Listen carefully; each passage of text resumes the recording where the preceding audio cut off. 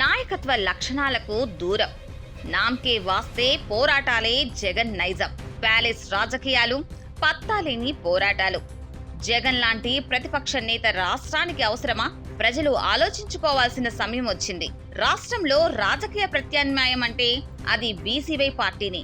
రాష్ట్రంలో నిరుద్యోగుల భవితను మార్చాల్సిన మెగా డిఎస్సి ప్రక్రియ వివాదాల సుడిగుండంలో చిక్కుకుంది.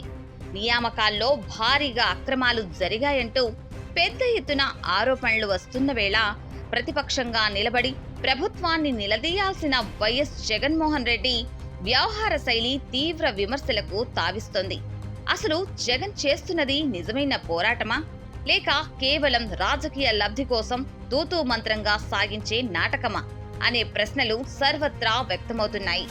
ప్రభుత్వ విధానాలను ఎండగట్టడంలో, ప్రజా సమస్యలపై గళం ఎత్తడంలో నాయకుడు ముందుండి నడిపించాలి.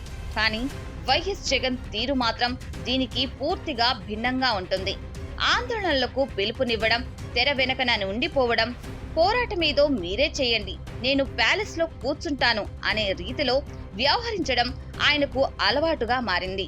ఒక ప్రతిపక్ష నేత ప్యాలెస్ కే పరిమితం అవడం అంటే అసలు జగన్ లాంటి వ్యక్తి రాజకీయాలకు పనికొస్తాడా లేదా అని జనం ఆలోచించుకోవాలి. ప్రధానంగా జగన్ లో ఉన్నది నాయకత్వ లోపం. ముందుండి నడిపించే ధైర్యం, బాధ్యత లేకపోవడం జగన్ నైజం.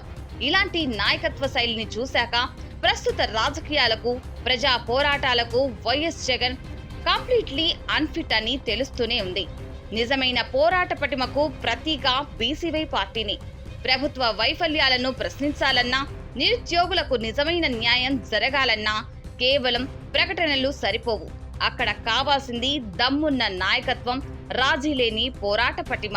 ఈ కోణంలోనే బీసీవై పార్టీ మొదటి నుండి స్పష్టమైన వైఖరితో ముందుకు వెళ్తుంది.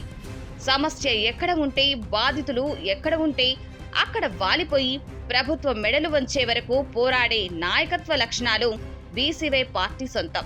కేవలం సోషల్ మీడియా పోస్టులు, జగన్ మాదిరిగా నామ్కే వాస్తే నిరసనలకు పరిమితం కాకుండా ప్రభుత్వ విధానాలపై ప్రత్యక్ష పోరుకు బీసీవై పార్టీ సిద్ధమవుతుంది.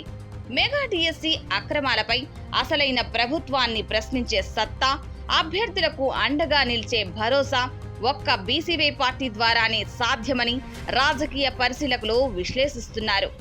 కాలం మారిపోయింది, ప్రజల ఆలోచన విధానం కూడా మారుతుంది. కేవలం ప్యాలెస్ల నుంచి ఆదేశాలిచ్చే నాయకులు చరిత్రలో కనుమరుగవుతుంటారు.